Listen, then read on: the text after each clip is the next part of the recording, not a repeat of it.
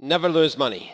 So Warren Buffett said there are two rules of investing. Rule number one, don't lose money. Rule number two, don't forget rule number one. And he's 100% right. But when you think about it, I mean, it might sound simple, but some people do forget it.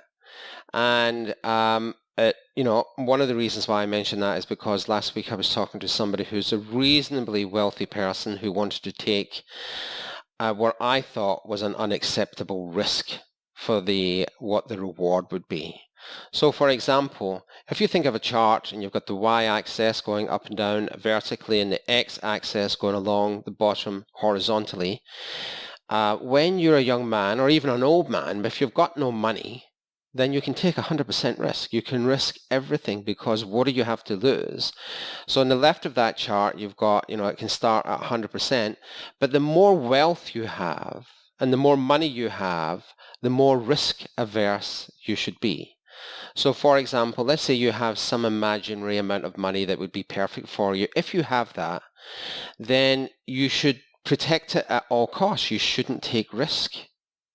And the more money you have, the more you should assess, what is the benefit of me for this? If I could gain an extra 5% or 10% per year, what is that worth to me really? I mean, what risk am I prepared to take to get that?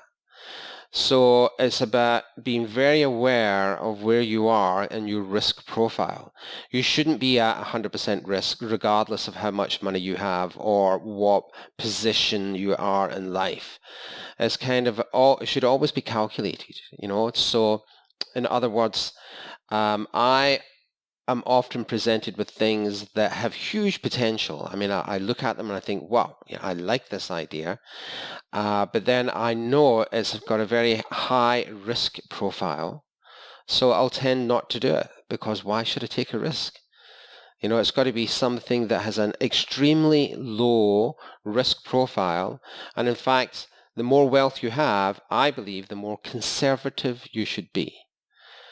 That's why banks don't lend money really to people who need it, only to people who don't need it.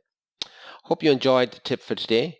If you do like these tips, give me some feedback, give me a like, I'd appreciate it. Thank you.